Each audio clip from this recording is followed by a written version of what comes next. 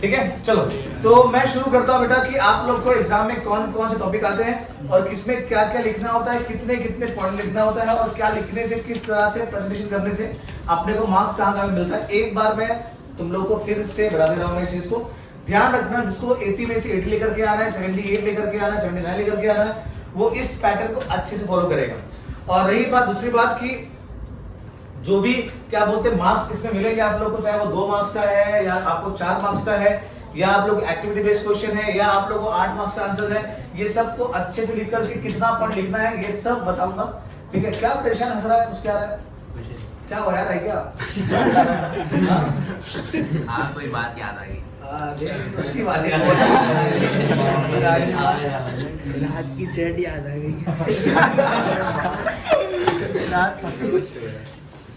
चलो चलो ठीक है, तो मैं पहले शुरू करता हूँ। आप लोगों का पहला वाला पार्ट है वो है डिस्टिंग्विश बिटवीन। मैं पहले उससे ही शुरू करता हूँ मैं कि डिस्टिंग्विश बिटवीन में क्या क्या क्या क्या आता है। डिस्टिंग्विश बिटवीन का पीडीएफ में तुम लोग देखो पहले, है ना, तो उसमें सब अभी देखो उसमें कैलकुलेशन कैसा है कि इकोनॉमिक्स में ना बहुत सारे लोगों का ये कहना है कि सर ओसी में तो चीजें लिमिटेड थी, एसपी में चीजें लिमिटेड थी, लेकिन इकोनॉमिक्स में कैसा है ना टॉपिक थोड़ा सा वास्ट मतलब वैसा कुछ वास्ट नहीं है। आप लोग की बोलते ना आप लोग को जो फैट है ना फैट वो ज्यादा है ना। अभी आप लोग ने पूरा 10 महीना नहीं पढ़ाई की और आप ये एक्सपेक्ट करते हो कि 2 दिन के अंदर कोई अपने को ऐसा पुड़िया दे कि मैं पढ़ करके और निकल जाऊं, मेरा मार्क्स भी पूरा 80 में से 80 आ जाए, है ना। तो ये पॉसिबल नहीं है। 10 महीने का काम 10 घंटे के अंदर नहीं होता, कोई कर भी नहीं पाएगा ये चीज। ठीक है, तो इसका जो एस्टिमेशन है वो आप लोग को ही सही तरीके से लगाना पड़ेगा।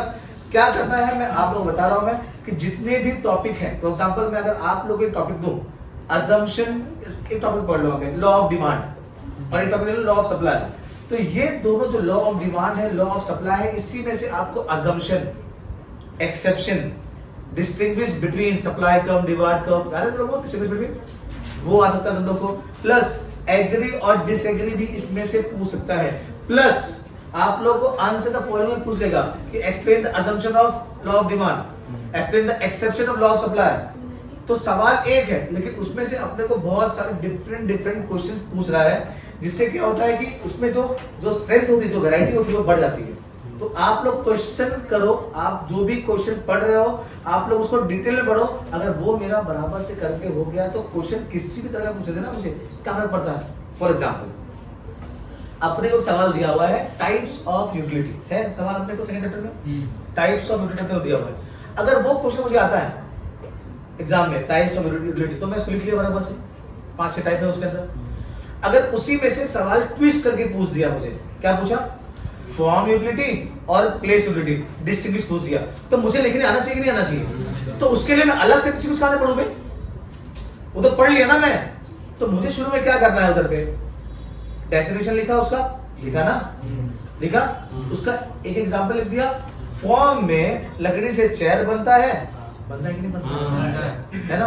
और मैंने क्या बोला भी, प्लेस में क्या होता है भैया, ट्रांसपोर्टेशन, खत्म हो गया बात।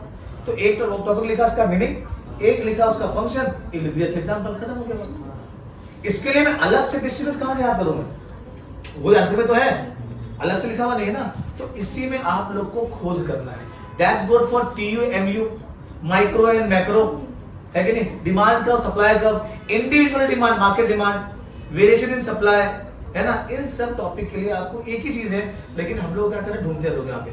अभी कुछ टॉपिक ऐसा जो आपको खड़ा खड़ा दिया हुआ है, पब्लिक फाइनेंस, प्राइवेट फाइनेंस दिया हुआ है, इंटरनल डेट, एक्सटर्नल डेट आपको दिया हुआ है, लेकिन डायरेक्ट और इनडायरेक्ट टैक्स नहीं दिया आप लोग को।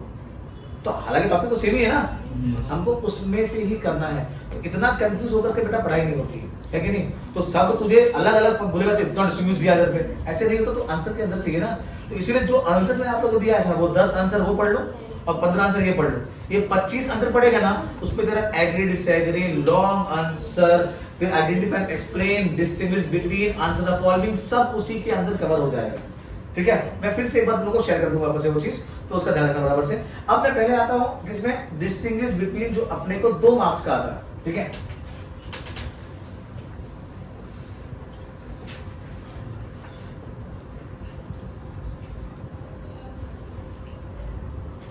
अपने को डिस्टिंग्विश कितना आता है, 6 मार्क्स का आता है, और आता है कितना एक 2 मार्क्स का आता है, अपने को आता है, ठीक है। अच्छा, अब तो बोलेगा सर इसमें ओसी में तो 4 मार्क्स का था, एसपी में 4 मार्क्स का था, इकोनॉमिक्स में 2 मार्क्स का था। एसपी ओसी का जो पेपर पैटर्न है वो सेम है, ऑलमोस्ट सेम, बस वहां पे लेटर है, इसमें लेटर नहीं है। लेकिन इकोनॉमिक्स क्या है, ये एकदम विभिन्न है, वो दोनों से अलग है कि नहीं, और बीके भी अलग है। तो यहाँ पे जो मार्क्स है अपने को 2-2 मार्क्स का एक डिस्टिंग्विश बिटवीन है। अब वहां पे लिखना कितना है, अब यहाँ पे जब हम लोग डिस्टिंग्विश बिटवीन लिखेंगे तो यहाँ पे कंपल्शन नहीं है कि आप लोग यहाँ पे बेसिस जो है उसका आप बेसिस का पॉइंट लिखो, ऐसा कुछ भी कंपल्शन नहीं है ना। जैसे आप लोग ने पॉइंट्स लिखे थे इसमें ओसी में एसपी में, है ना, इसमें कोई दिक्कत उसके अंदर नहीं है। आप खड़ा खड़ा भी उसको डिवीजन करोगे या डिवाइड कर दोगे, डिसमिस कर दोगे, चल जाएगा।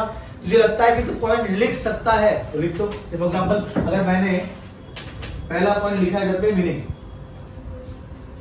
लिख दो, कोई दिक्कत नहीं है इसमें, है कि नहीं। अब मान लिया अगर मैं माइक्रो एग्जाम तो वहां पे आ गया, मान लिया स्कोप भी लिख दो, लिखने में मार्क्स नहीं कटेगा, नहीं लिखेगा इसमें तो चल जाएगा यहाँ पे। लेकिन जो लिखने वाला कंपल्सरी था वो ओसी और एसपी हमारा एग्जाम हो चुका उसका, ठीक है। थर्ड, और कभी भी लिखोगे इकोनॉमिक्स में तो एक एग्जांपल ऐड कर देना, और अगर लगता है कि कोई ऐसा आंसर तो पूछा है तो वहां पे डायग्राम भी हम लोग क्या करेंगे, इसको बना देंगे। ये डिमांड का हो गया, ये सप्लाई का हो गया, तो ये अपने को करना बहुत जरूरी है। मैं फिर से बोल रहा हूं कि those who have the capacity that they can write 4 point, go for 4 point. अगर तुमको लगता है कि मैं नहीं लिख पाऊंगा, मैं 2 ही पॉइंट लिख पाऊंगा या 3 ही पॉइंट लिख पाऊंगा, तो 2 से 3 पॉइंट लिखो, वो भी चल जाएगा। आज समझ में आया, समझ में क्या। तो इसके लिए देखो, ये आंसर शुरू होने से पहले ना आपने को यहाँ पे मीनिंग या उस पर्टिकुलर चीज का डेफिनेशन हम लोग को याद होना चाहिए। अगर अपने को नहीं आ रहा है तो आप लोग ने गलती किया है। तो मैं आप लोगों को पहले बोला था भैया कि एक पार्ट, कौन सा पार्ट, एक माइक्रो का कोई भी पार्ट आप 5 चैप्टर ये पढ़ लेंगे आराम से, तो आप पूरा पेपर स्मूथली लिख सकते हो। कंडीशन यही है कि आपको इस कोने से लेके इस कोने तक माइक्रो का पूरा आपको अच्छे तरीके से आना चाहिए। आज समझ में। तो बहुत ऐसा हार्ड एंड फास्ट नहीं है। अभी देखो, फंसने वाले डिस्टेंस क्या बताऊं आप लोगों को मैं, जहां पे आप फंसोगे डिस्टेंस में, क्या बता एक फंसोगे आप लोग इलास्टिसिटी और डिमांड वाले फंसोगे आप लोग। जैसे आपको पूछ दिया क्रॉस इलास्टिसिटी, इनकम इलास्टिसिटी पूछ दिया आप लोग को, समझ आ रहा है कि नहीं आ रहा है ना। क्रॉस में सब्स्टिट्यूट आ गया, इनकम आ गया और प्राइस, ये 3 हो गया। तुझे समझ में आता है लेकिन तो पढ़ा नहीं है ढंग से, क्लियरली पढ़ा नहीं। फिर उसके बाद types of price, elasticity of demand, unitary, relatively elastic, relatively inelastic, perfectly inelastic, perfectly elastic, ये 5 ज्ञान बताया घर पे। फिर जो उसके बाद वाले आंसर है ज्योमेट्रिक मीन, पॉइंट मेथड, फलाना मेथड, उसे नहीं आएगा, कुछ भी नहीं आता। फिर वही आपको क्या काम मालूम है आप लोगों को, चैप्टर नंबर 4 में वेरिएशन इन सप्लाई और changes in supply, variation in demand and changes in demand, ये 2 में आप लोग फंसाएगा इसके अंदर, है ना। उसमें भी क्या है, अगर प्राइस के वजह से डिमांड बढ़ता है या कम होता है, सप्लाई बढ़ता है कम होता है, हम लोग क्या बोलेंगे उसको, वेरिएशन डिमांड। सिर्फ प्राइस वजह से 2 टॉपिक होता है ना, एक्सपांशन और कॉन्ट्रैक्शन, ये तो करना अपने को, है ना। प्राइस चेंज होगा, अदर फैक्टर्स क्या है, कांस्टेंट, है कि नहीं। प्राइस अपना क्या हो रहा है, कांस्टेंट है, अदर फैक्टर चेंज हो तो क्या हो गया, वो इंक्रीज और डिक्रीज, दोनों में वही है। अब बोले टॉपिक बहुत टफ है, ये नहीं पढ़ा लोग ने, पढ़ना क्या है इसके अंदर, रीड कर लिया तो अपना काम बराबर से हो गया। आया कि नहीं समझ में। तो इतना सिंपल सा है ये चीज। फिर आप लोगों को फर्स्ट वाला डिस्कस कहां पे है, जैसे आप लोगों को पूछ दिया जीडीपी जीएनपी पूछ दिया, जीडीपी जीएनपी एनएनपी एनडीपी, 4 ही अपने लोगों को वो हो गया। उसके बाद में simple index number, price index number अपने को चैप्टर नंबर 6 में पूछ दिया, तो वहां थोड़ा फंसने वाला काम अपना हो सकता है। तो जहां पे लगता है कि मुझे डर है वो पढ़ लो ना। अब तुझे प्लेस, यूटिलिटी, टाइम, यूटिलिटी पढ़ने की क्या जरूरत है मुझे बता। देखो माइक्रो और मैक्रो की पढ़ने की क्या जरूरत है मुझे बता, है ना। परफेक्ट कंपटीशन, मोनोपोलिस्टिक कंपटीशन, इसको पढ़ने की जरूरत है क्या, ये तो आंसर नहीं पढ़ लिया ना मैंने, है ना। तो इतना थोड़ा क्लियर बना वहां पे। लेकिन नहीं, ये तो जो मैंने पीडीएफ दिया तुम लोग को, एक बार उसको नजर मार लो, रीड कर लो। एक जो बेसिक वो नैरो है, ये ब्रॉड है, ये हाई है, ये लो है, ये ऊपर जाता है, वो नीचे आता है, ये कर लो। लेकिन जब आप लिखोगे ऐसे कोई डिस्ट्रीब्यूशन तो ट्राई करना, मीनिंग 1-2 पॉइंट एग्जांपल होगा तो एग्जांपल वाला point as well as diagram वाला पॉइंट भी ऐड कर देना। कभी भी आप लोग को चैप्टर नंबर 3-4 से अगर आप लोग को आया या इवन 2 से भी आया तो वहां पे टीयू एमयू, डिमांड और सप्लाई के डायग्राम्स यहाँ पे आ जाएंगे। वो डिफरेंस करने में आपका प्रेजेंटेशन को काफी मजबूत करेगा। To make it more attractive आप क्या करना, एक डिस्टिंग्विश बिटवीन को एक ही पेज में लिखना एग्जाम में, 1 2 3, समझा? तो मजा आ जाएगा उसके अंदर। समझ में आया कि नहीं आया? तो दिए हुए डिस्टिंग्विश को भी अच्छे से करो, बराबर से काम दे बराबर से, तो वो दिया तो पढ़ लो खाली बस। वो लग रहा है खाली ज्यादा है, लेकिन उसमें आधे से ज्यादा तो आपका एग्जाम के अंदर ही, वो आंसर्स के अंदर ही है, इसके अंदर जो मैंने आप लोगों को दिया 25 क्वेश्चंस, वो उसके अंदर ही दिया हुआ है कि नहीं? समझा क्या बराबर से? तो डिस्टिंग्विश में इस पैटर्न को फॉलो करना है। अगर आपको ये सब नहीं भी लिखना है तो चल जाएगा। तुझे लगता है कि मुझे आता है, मैं पूरा लिख लूंगा, तो लिख लो, है ना? ज्यादा लिखने में तो मार्क्स नहीं कटने वाला, कम लिखने में मार्क्स कटने वाला आपका। आया समझ में? तो इस चीज का ध्यान रखना बराबर से। तो चलो अभी अपना नेक्स्ट टॉपिक क्या मालूम? Identify and explain. ठीक है, अब बहुत बच्चों को इसमें दिक्कत होती है कि वो चीजें समझ नहीं पाते हैं, और कई बार लोग क्या करते हैं मालूम है कि एक आइडेंटिफिकेशन का लोग ना 2 पढ़ लिख करके आते हैं, सिंपली डाउट हो रहा है तो क्या किया, फॉर्म यूटिलिटी लिख दिया और लिख दिया यहाँ पे पोजीशन यूटिलिटी लिख दिया। अपने को कोई भी एक ही लिखना होता है इधर पे। देखो अपना जो आइडेंटिफाई एंड एक्सप्लेन है,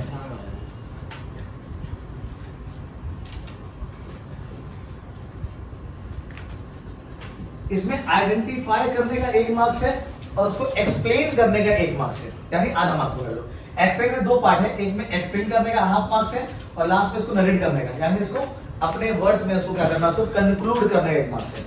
यानी अपने को मान ले कोई भी स्टेटमेंट दिया हुआ है तो वो स्टेटमेंट कौन से कंसेप्ट को रिलेट करता है, किस कंसेप्ट से मैच करता है, हमको वो लिखना होता है। पहला वहां पे आ जाएगा अपना, अगर आपको पूरा लिखना नहीं तो वहां तो खाली कंसेप्ट लिखा, तो कंसेप्ट आपने लिखा करते है ना, उसके नीचे आएगा यहाँ पे उसका एक्सप्लेनेशन। ठीक है, अब एक्सप्लेनेशन आप लोग उसके नीचे से भी हम लोग कर सकते हैं। अब यहां से लिखा, अब यहां पे मैंने पहला पॉइंट ये मेरा हो गया एक्सप्लेनेशन, लिखा मैंने, है ना? एक्सप्लेनेशन के लिए एक लाइन जो लिखा हुआ ना स्टेटमेंट, ये इतना भी काफी, यानी इस पर्टिकुलर जो कंसेप्ट है उसको हम लोग क्या कर रहे हैं, 2 सेंटेंस में डिटेल में एक्सप्लेन कर रहे हैं। आया समझ में? फिर जो सेकंड टॉपिक जो यहां पे रहेगा उसको लिखेंगे हम लोग हेंस, देयरफॉर, ठीक है, due to the above reason, जो भी है। तो कोई भी एक वर्ड पकड़ के हेंस या ड्यू टू या देयरफॉर, है ना, वो लेकर के जो सवाल अपने को क्वेश्चन पूछा रहेगा ना हम लोग को, उसको क्या करना है, रिपीट करना है ना? और या उसको आप एक्सपांड कर सकते हो अपने इस पहले वाले एक्सप्लेनेशन को लेकर के, इसको और हम लोग ऐड कर सकते हैं इसके अंदर। बस अपने को यही इसके अंदर करना है। दिक्कत इसमें क्या थी मालूम है कि अगर आपने ये रॉन्ग लिखा तो ये आपका ऑटोमेटिकली रॉन्ग हो जाएगा, यानी उसकी कोई भी वैलिडिटी नहीं है। ऐसा समझ में समझ में आ रहा है कि नहीं आ रहा है ना? तो अपने को यहाँ पे गलती नहीं करना। तो जो बच्चे होते हैं ना जिसका मार्क्स 88, 89, 90 पे आकर के उनका मार्क्स वहां पे रुकता है ना, उनकी गलती कहाँ पे होती है? आप कभी लिखे नहीं बोले, लेकिन उनकी गलती यहाँ पे होती है। यहाँ पे वो लोग ना अपना एक मार्क्स लूज करते कई बार, है ना? बल्कि अगर ये लिख दिए तो इसको एक्सप्लेन नहीं कर पाते, एक्सप्लेन कर दिए तो यहाँ पे लोग एंड नहीं कर पाते। अगर मान लिया अगर एंड नहीं कर पाया, मैंने कंक्लूड नहीं कर पाया, तो आधा मार्क्स क्या है कि तो जोड़ ले मार्क्स से, है ना? जहाँ 6 मिलने का था वहां मुझे मिला 4.5 या 5 ही मिला, 1 मार्क्स लूज हुआ कि नहीं हुआ? तो ऐसे एक मार्क्स क्या होते हैं हम लोग के लूज होते हैं, तो वो चीज बिल्कुल भी नहीं होना चाहिए। आया समझ में? तो इसका बहुत अच्छे से ध्यान देना। जितने भी मोस्टली आपके टेक्स्ट बुक के पीछे के आइडेंटिफाई एक्सप्लेन है, जो भी चैप्टर्स में, वो पढ़ लो, है ना? या जो मैंने आंसर्स दिया है ना, आपको सारे चीज वहीं से मिल जाएंगे आप लोगों को, है कि नहीं? तो उसका अच्छे से ध्यान देना कि, और देखो मैंने बताया भी आप लोगों को वीडियो में कि कौन से चैप्टर से कौन सा टॉपिक वहां से आपको पूछेगा, है ना? डिस्टिंग्विश इससे पूछेगा, आइडेंटिफाई एक्सप्लेन और एल्गोरिथम वहां से पूछेगा, लॉन्ग आंसर आपको वहां से पूछेगा, कुछ मेजर और कुछ कॉमन चैप्टर भी, जैसे कि 3 और 4 और 5 और 7, 8, 9, ये कुछ कॉमन चैप्टर्स थे जहां से आप लोग को सवाल क्या करने वाला है, पूछने वाला है। तो इस चीज का क्या करना, अच्छे से ध्यान देना। ये 2 मार्क्स का 1 होता है, यानी कुल मिलाकर के अपने को 6 मार्क्स का आता है। ये 6 मार्क्स कैसे भी करके अपने को अपने जेब में रखना है और प्रॉपर क्वेश्चन नंबर से डालना, और प्रेजेंटेशन काफी अच्छे तरीके से करना। लाइक अगर आप कॉन्सेप्ट लिख रहे हैं तो लिखने के बाद में उसको अच्छे से अंडरलाइन कर देना।